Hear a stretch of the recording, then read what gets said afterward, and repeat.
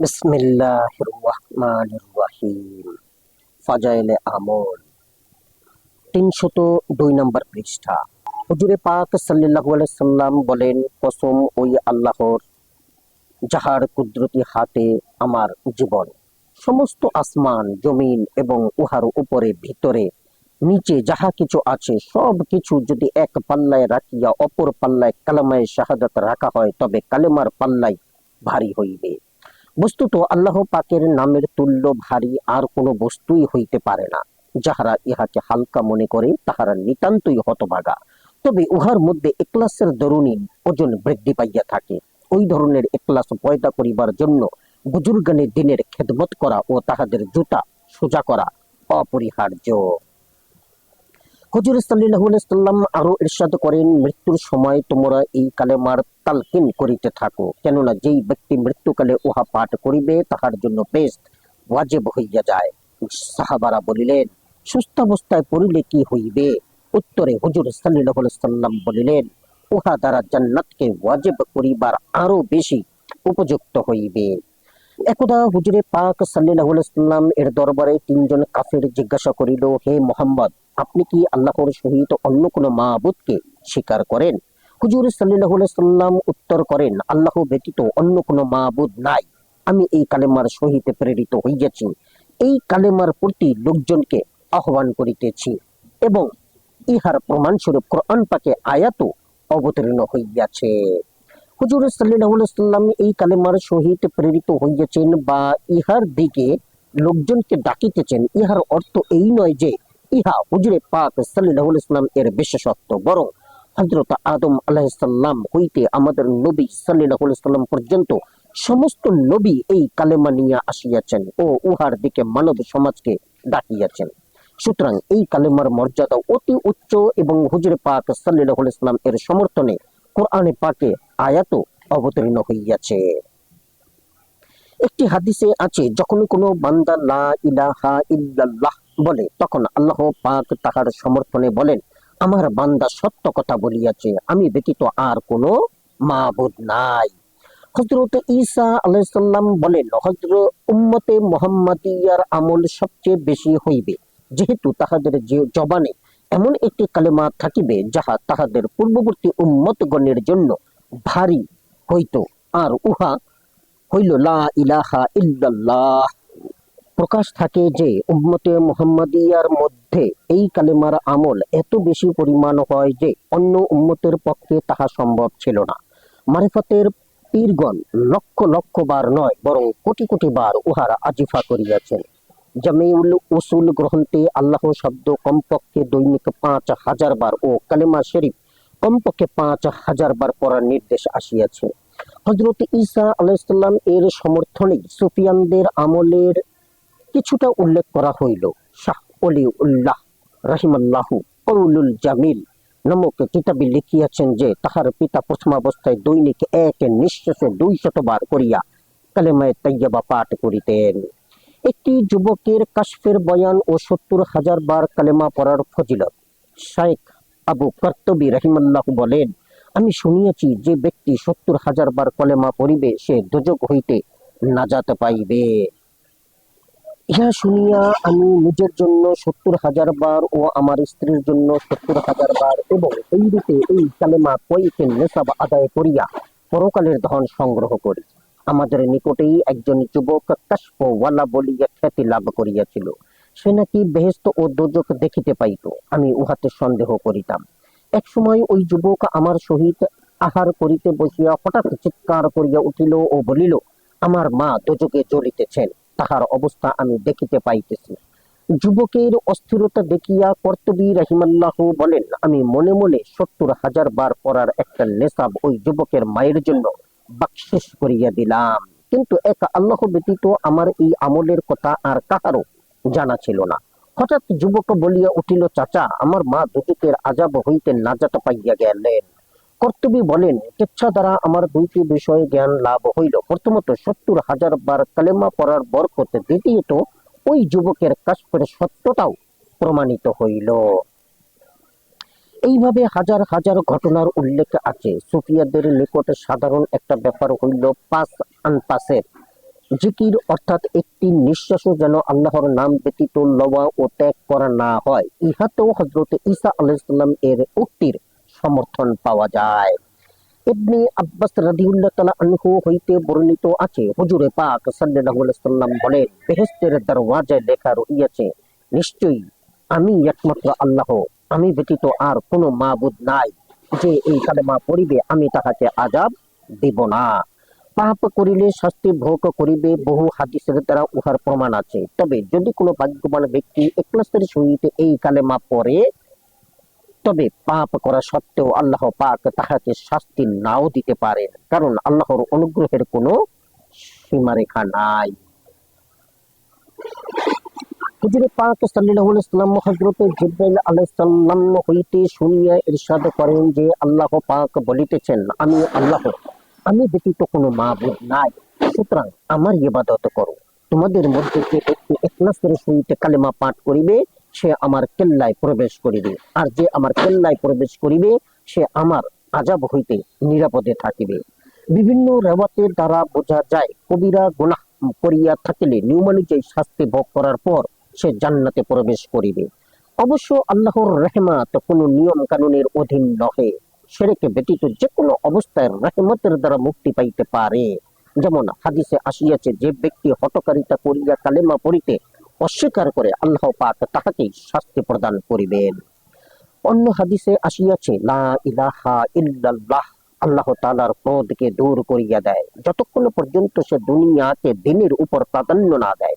আর যখন দুনিয়াকে দিনের উপর প্রাধান্য দিতে থাকে এবং কালেমাও পড়িতে থাকে, তখন আল্লাহ পাক বলেন, তুমি তোমার দাবিতে সত্য নও। অর্থাৎ হুজুরে পাক সাল্লাল্লাহু আলাইহি ওয়াসাল্লাম বলেন, সর্বশ্রেষ্ঠ জিকির হইল লা ইলাহা ইল্লাল্লাহ এবং সর্বশ্রেষ্ঠ দোয়া হইল আস্তাগফিরুল্লাহ। অতঃপর ইহার সমর্থনে হুজুর সাল্লাল্লাহু আলাইহি ওয়াসাল্লাম কোরআন শরীফের একটি আয়াত পাঠ করেন। পূর্বেও বর্ণিত হইয়াছে, কালেমায়ে তাইয়্যিবার সমস্ত জিকির হইতে শ্রেষ্ঠ। সুফিয়ায়ে কেরাম বলেন, অন্তরকে পবিত্র করার ব্যাপারে এই কালেমার যথেষ্ট অবদান রহিয়াছে, যেহেতু উহার বরকতে অন্তর যাবতীয় কালিমা হইতে পরিষ্কার হইয়া যায়। আবার উহার সহিত ইস্তেগফার যোগ হইলে তো আর কথাই নাই, যেমন সোনায় সোহাগা। একটি হাদিসে বর্ণিত আছে, হযরত ইউনূস আলাইহিস সালামকে যখন মাছে গিলিয়া ফেলিয়াছিল, তখন তিনি মাছের পেটে তাকিয়া পড়িয়াছিলেন, লা ইলাহা ইল্লা আনতা সুবহানাকা ইন্নী কুনতু মিনাজ জালিমিন। সুতরাং এই আয়াত দ্বারা যে কোনো ব্যক্তি দোয়া করিলে আল্লাহ পাক তাহা অবশ্যই কবুল করিবেন।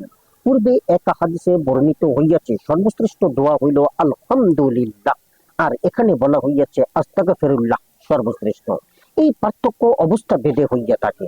যেমন একজন মুত্তাকি পরহেজগার ব্যক্তির জন্য আলহামদুলিল্লাহ শ্রেষ্ঠ দোয়া, কিন্তু গুনাহগারের জন্য ইস্তেগফার শ্রেষ্ঠ দোয়া। আবার অতিরিক্ত সওয়াব ও মর্যাদা হাসিল করার জন্য আল্লাহর প্রশংসা বেশি কার্যকরী, আর দুঃখ এবং মুসিবত দূর করার জন্য ইস্তেগফার বেশি। হযরত আবু বকর সিদ্দিক রাদিয়াল্লাহু তাআলা আনহু হুজুরে আকরাম সাল্লাল্লাহু আলাইহি সাল্লাম হইতে বর্ণনা করেন, তোমরা লা ইলাহা ইল্লাল্লাহ ও ইস্তেগফার বেশি বেশি করিয়া পাঠ করো, কেননা শয়তান বলে, আমি মানুষকে পাপের দ্বারা ধ্বংস করিয়া থাকি, আর মানুষ আমাকে কালেমা ও ইস্তেগফার দ্বারা ধ্বংস করিয়া থাকে। আমি যখন দেখি যে আমার এই চক্রান্ত তাহাদের কোনো ক্ষতি করে না, তখন আমি তাহাদিগকে খাহেশে নফস বা বিদআতের দ্বারা ধ্বংস করিয়া দেই, যেহেতু তাহারা উহাকে হেদায়েত ও সওয়াবের কাজ মনে করে। ফায়দা, কালেমা এবং ইস্তেগফার দ্বারা ধ্বংস করার অর্থ এই যে, শয়তানের চরম উদ্দেশ্য হইল মানুষের অন্তরে স্বীয় বিষ ঢালিয়া দেওয়া। আর এই অন্তরে বিষ তখনই ছড়ায় যখন উহা আল্লাহর জিকির হইতে গাফেল থাকে, নতুবা শয়তান অপদস্থ হইয়া অন্তর হইতে বাহির হইয়া আসিতে বাধ্য হয়। আর অন্তর পরিষ্কার থাকার একমাত্র উপায় হইল আল্লাহর জিকির। যেমন মেশকাত শরীফে বর্ণিত আছে, প্রত্যেক জিনিসের জন্য রেত আছে, আর দিলের রেত হইল আল্লাহর জিকির। তদ্রূপে ইস্তেগফার সম্পর্কে বর্ণিত আছে যে, উহা অন্তরের ময়লা ও মরিচাকে দূর করিয়া দেয়। হযরত আবু আলী দাক্কাক রাহিমাল্লাহু বলেন, মানুষ যখন ইখলাসের সহিত লা ইলাহা ইল্লাল্লাহ বলে, তখন দিল এমনি ভাবে পরিষ্কার হইয়া যায়, যেমন আয়নার উপর ভেজা কাপড় ফিরাইলে উহা পরিষ্কার হয়। তারপর ইল্লাল্লাহ বলার সঙ্গে সঙ্গে উহার নূর অন্তরে প্রতিফলিত হয়। এমত অবস্থায় শয়তানের যাবতীয় চক্রান্তই ব্যর্থ হইয়া যায়। খাইশে নফসের দ্বারা ধ্বংস করার অর্থ এই যে মানুষ অন্যায়কে ন্যায় মনে করিতে থাকে এবং মনে যাহা আসে উহাকেই দিন এবং ধর্ম বলিয়া মনে করে।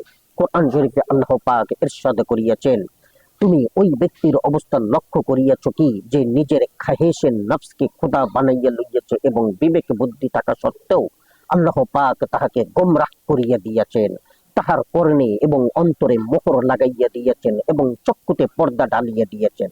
অতএব যে হক কথা শুনিতেও পায় না, দেখিতেও পায় না এবং বুঝিতেও পারে না, সুতরাং আল্লাহ যাহাকে গোমরাহ করিবেন তাহাকে কে হিদায়াত দিতে পারে? তারপরও কি তোমরা বুঝিতে পারিতেছ না? আল্লাহ পাক অন্যত্র বলিয়াছেন, ওই ব্যক্তির চেয়ে অধিক পথভ্রষ্ট আর কে হইতে পারে, যে আল্লাহর নিকট হইতে কোনো নির্দেশ না পাওয়া সত্ত্বেও আপন খাহিসের নফসের অনুসরণ করে। এই প্রকার জালিম দিগকে আল্লাহ তাআলা কখনো হেদায়েত করেন না। সূরা কাসাস। শয়তানের ইহা বিরাট একটি আক্রমণ যে মানুষ অনেক সময় শয়তানের চক্রান্তে পড়িয়া যাহা দিন নয় তাহাকেই দিন মনে করিয়া করিতে থাকে এবং উহা হইতে সওয়াব পাওয়ার আশাও পোষণ করে। আর মানুষ যখন কোনো কাজকে ইবাদত মনে করিয়া করে, তবে উহা হইতে কি করিয়া তওবা করিতে পারে? তাই সে যখন কোনো নাজায়েজ কাজকে ইবাদত মনে করিয়া করিতে থাকে, তখন উহা হইতে তওবা করার প্রয়োজন মনে করে না, বরং দৈনন্দিন উহাতে আরো মজবুত হইতে থাকে। শয়তানের ওই কথা বলার ইহাই অর্থ যে আমি তাহাকে এমন অধর্মের কাজে লিপ্ত করাইয়া দেই যাহাকে সে ধর্ম বলিয়া মনে করিতে থাকে, যে উহা হইতে সে আর বাহির হইতে পারে না। তাই আমাদিগকে ধর্মের প্রত্যেক কাজে নবী করিম সাল্লাল্লাহু আলাইহি সাল্লাম ও সাহাবায়ে তরিকার অনুসরণ করা উচিত।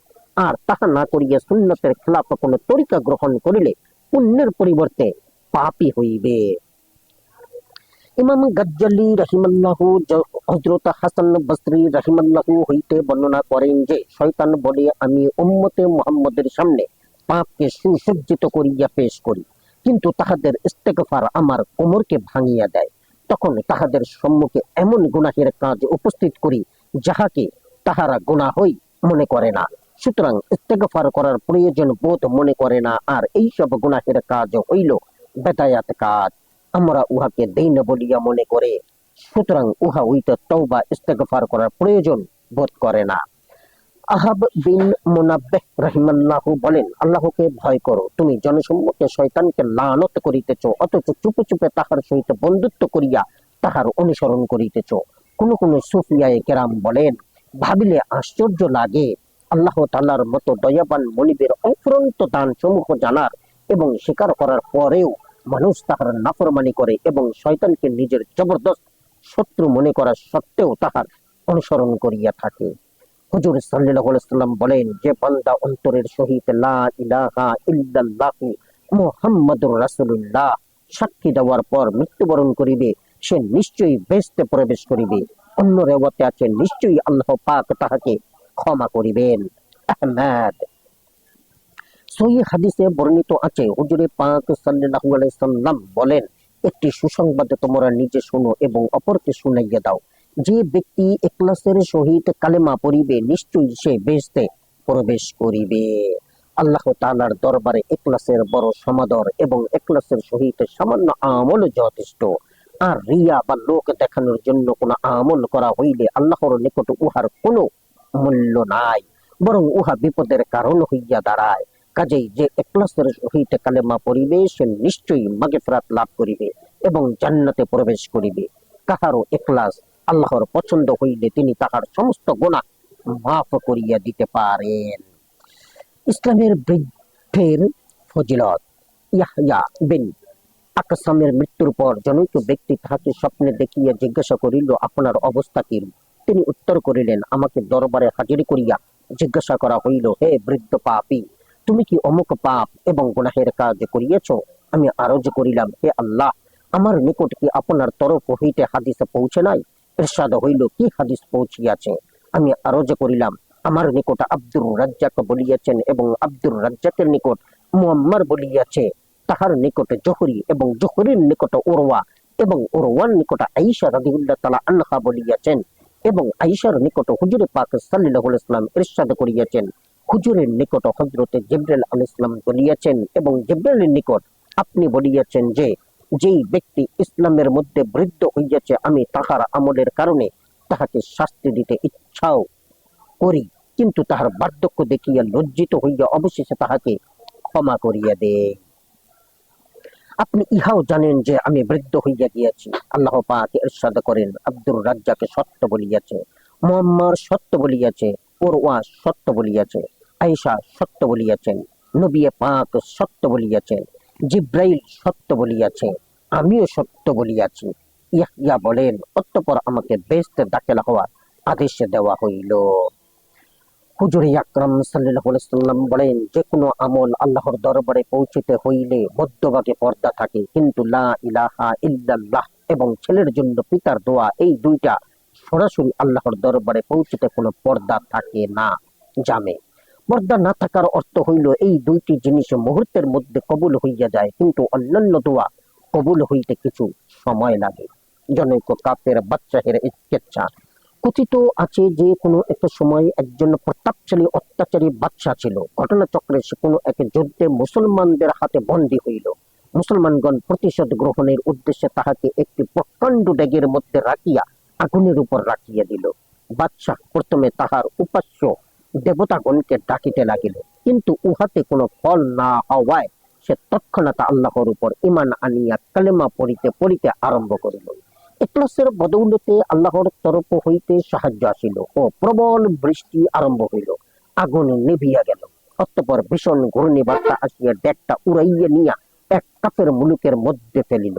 তখন সে শুধু কালেমাই পড়িতেছিল। তাহার নিকটে দেশের সমস্ত লোক জড়ো হইল। সে সমস্ত ঘটনা ব্যক্ত করিল। ইহাতে ওই এলাকার সকলেই ইসলাম ধর্ম গ্রহণ করিল। হুজুরে পাক সাল্লাল্লাহু আলাইহি সাল্লাম ইরশাদ করেন, একমাত্র আল্লাহ পাকের সন্তুষ্টির জন্য যাহারা লা ইলাহা ইল্লাল্লাহ পড়িয়াছে তাহাদের মধ্যে এমন কোন ব্যক্তি কিয়ামতের দিন থাকিবে না যাহার উপর আল্লাহ পাক জাহান্নামকে হারাম করিবেন না। নিয়মানুসারে কবিরা গুনাহ হইতে মুক্তি থাকিলে কালেমার বদৌলতে আল্লাহ পাক জাহান্নামকে হারাম করিয়া দিবেন। তবে কাহারও ইখলাসের দরুন যদি যাবতীয় পাপ তিনি ক্ষমা করিয়া দেন, তবে ইহাতে কাহারও বলিবার কিছুই নাই। কিয়ামতের দিন আল্লাহ পাক কোনো কোনো ব্যক্তিকে ডাকিয়া বলিবেন, তুমি অমুক গুনাহ করিয়াছ। এমনকি যখন সে সম্পূর্ণ নিরাশ হইয়া পড়িবে, তখন আল্লাহ পাক বলিবেন, আমি দুনিয়াতেও তোমার পাপ গোপন রাখিয়াছি, আজও গোপন রাখিয়া তোমাকে ক্ষমা করিয়া দিলাম। প্রকৃতপক্ষে আল্লাহর নামের মধ্যে বড় বরকত রহিয়াছে। বড়ই ভাগ্যবান ওইসব লোক যাহারা ওই মোবারক নামের জিকিরেই সারাটি জীবন কাটাইয়া দিয়াছেন। একদা লোকজন দেখিতে পাইল যে হযরত তালহা রাদিয়াল্লাহু তাআলা আনহু বিষণ্ণ চিত্তে বসিয়া আছেন। কেহ জিজ্ঞাসা করিল, আপনার কি হইয়াছে? তিনি উত্তর করিলেন, আমি হুজুরে আকরাম সাল্লাল্লাহু আলাইহি সাল্লাম হইতে শুনিয়াছি। তিনি বলিলেন, আমার এমন একটি কালেমা জানা আছে যে মৃত্যুর সময় উহা পড়িবে, সে মৃত্যুর যন্ত্রণা অনুভব করিবে না, বরং তাহার রং উজ্জ্বল হইতে থাকিবে এবং মনোরম দৃশ্য দেখিতে পাইবে।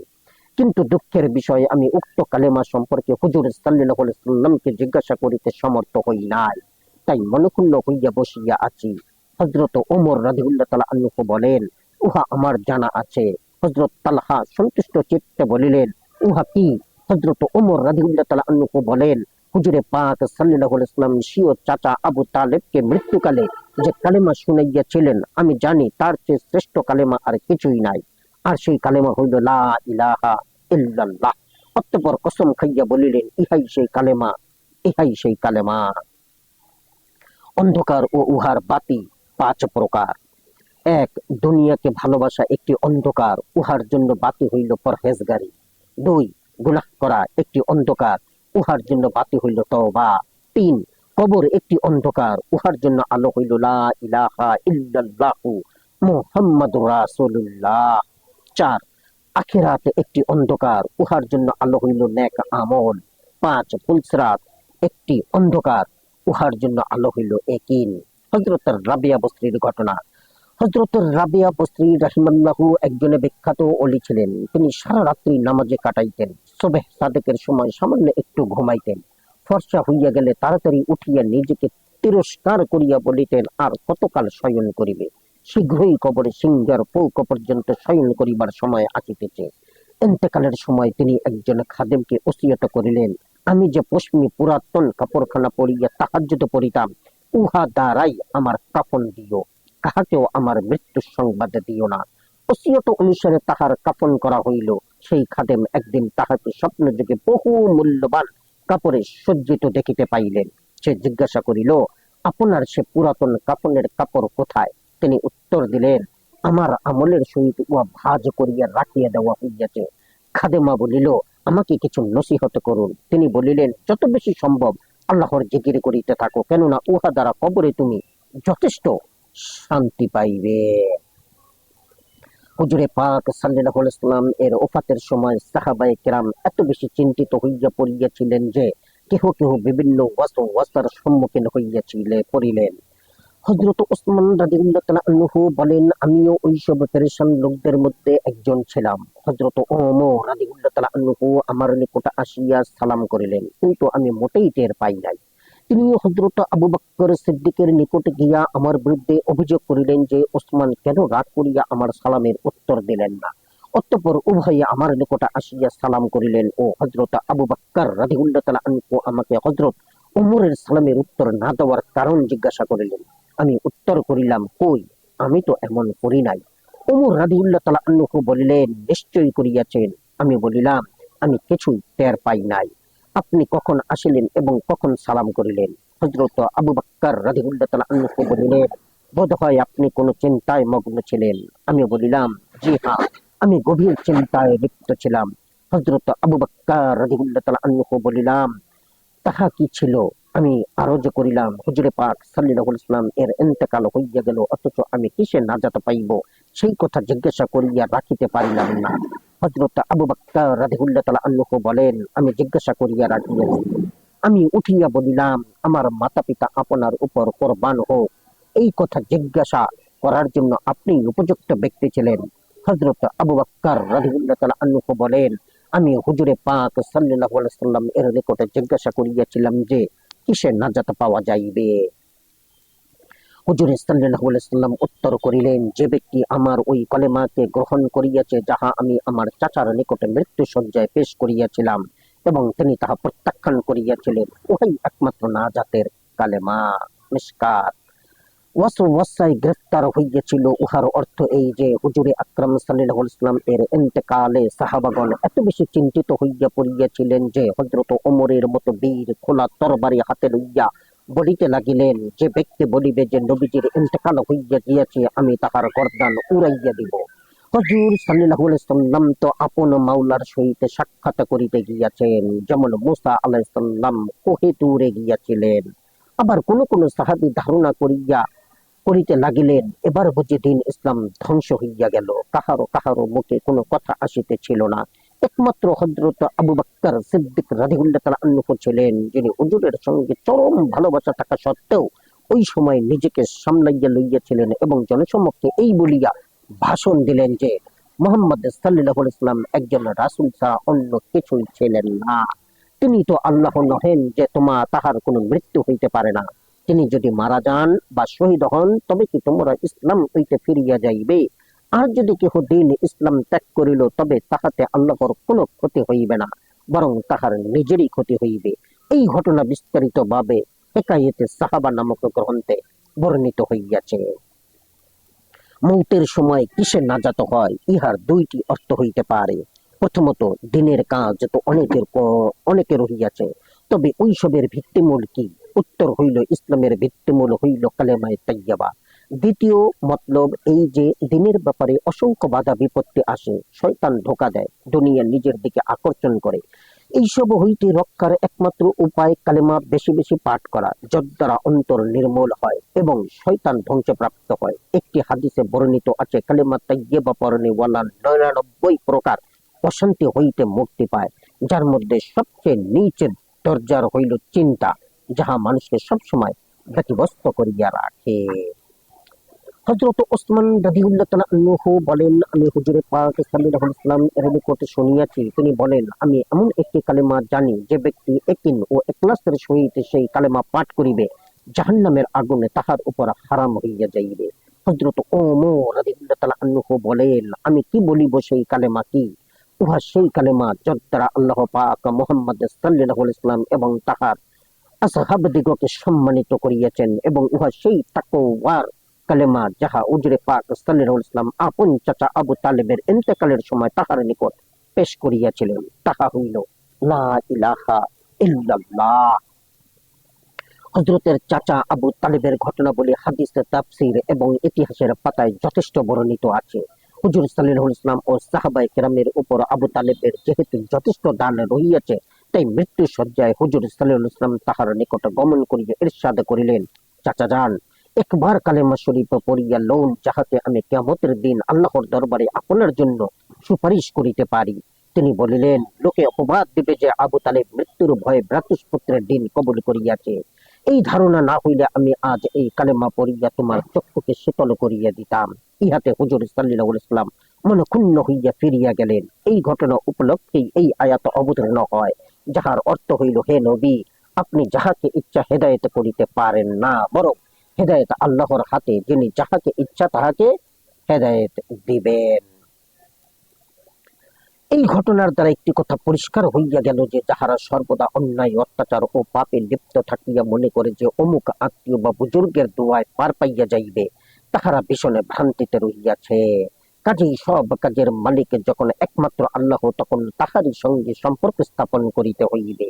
অবশ্য মনে রাখিবেন, আল্লাহ ওয়ালাদের সাহচর্য, তাহাদের দোয়া ও শুভ দৃষ্টি আমাদের জন্য সাহায্যকারী হইতে পারে। কোন আমলে আদম আলাইহিস সালাম এর তওবা কবুল হইল? হযরত ওমর রাদিয়াল্লাহু তাআলা আনহু হইতে বর্ণিত আছে, হুজুরে পাক সাল্লাল্লাহু আলাইহি ওয়াসাল্লাম বলেন, যখন হযরত আদম আলাইহিস সালাম হইতে কিছুটা পদস্খলন হইয়া গেল, যাহার দরুন তিনি বেহেশত হইতে দুনিয়াতে প্রেরিত হইলেন, তখন তিনি সবসময় কান্নাকাটি ও ইস্তেগফার করিতে থাকেন। একদিন তিনি আসমানের দিকে মুখ উঠাইয়া আরজ করিলেন, হে আল্লাহ, মুহাম্মদ সাল্লাল্লাহু আলাইহি ওয়াসাল্লাম এর উসিলায় আমি তোমার নিকটে ক্ষমা প্রার্থনা করিতেছি। ওহী নাযিল হইল, মুহাম্মদ সাল্লাল্লাহু আলাইহি ওয়াসাল্লাম কে যাহার উসিলায় তুমি ক্ষমা চাইতেছ? হযরত আদম আলাইহিস সালাম বলিলেন, যখন আপনি আমাকে সৃষ্টি করেন, তখন আমি আরশের উপর লিখিত দেখিয়াছিলাম, লা ইলাহা ইল্লাল্লাহু মুহাম্মাদুর রাসূলুল্লাহ। তখনই আমি বুঝিতে পারিয়াছিলাম, মুহাম্মদ সাল্লাল্লাহু আলাইহি ওয়াসাল্লাম হইতে অধিক মর্যাদাশীল আর কেহই হইবে না। যেহেতু আপনি তাহার নাম নিজের নামের সঙ্গে রাখিয়াছেন, ওই হইল, হে আদম, তিনি আখেরি নবী এবং তিনি তোমার আওলাদভুক্ত হইবেন, অথচ তিনি না হইলে তোমাকেও পয়দা করিতাম না। ইব্রানী। বিভিন্ন রেওয়াতে বর্ণিত আছে, হযরত আদম অপরাধ করিবার পর যত করুণ ভাবে ক্রন্দন করিয়াছিলেন, পার্থিব জগতেও মানব যদি চাকরির উপর অসন্তুষ্ট হয়, তাহার যে কি অবস্থা হয় তাহা একমাত্র ভুক্তভোগী জানেন। আর যেখানে বিশ্ব প্রতিপালক আল্লাহ পাক নারাজ, ওদিকে ফেরেশতাদের দ্বারা আদমকে সিজদা করাইয়া তাহার মর্যাদা বৃদ্ধি করিয়াছিলেন। এমত অবস্থায় আদমের কি অবস্থা হইয়াছিল তাহা সহজেই অনুমান করা যায়। ইবনে আব্বাস রাদিয়াল্লাহু তাআলা আনহু বলেন, হযরত আদম আলাইহিস সালাম এত বেশি ক্রন্দন করিয়াছিলেন যে দুনিয়ার সমস্ত লোকের ক্রন্দন একত্র করিলেও উহার সমান হইবে না। দীর্ঘ 40 বছর যাবৎ তিনি লজ্জায় মাথা উপরের দিকে উঠান নাই। এইভাবে বহুকাল ক্রন্দন ও তওবা ইস্তেগফারের পর অবশেষে হুজুরে পাক সাল্লাল্লাহু আলাইহি ওয়াসাল্লাম এর উসিলায় মাগফিরাত প্রার্থনা করিয়াছিলেন। আরশের মধ্যে কালেমা লিখিত থাকা বিভিন্ন রওয়াত দ্বারা বর্ণিত আছে। হুজুর সাল্লাল্লাহু আলাইহি ওয়াসাল্লাম বলেন, আমি যখন বেহেশতে প্রবেশ করি, তখন উহার দুই পার্শ্বে সন্নাট লিখিত 3টি লাইন দেখিতে পাই। প্রথম লাইনে ছিল, লা ইলাহা ইল্লাল্লাহু মুহাম্মাদুর রাসূলুল্লাহ, আমানতু বিল্লাহ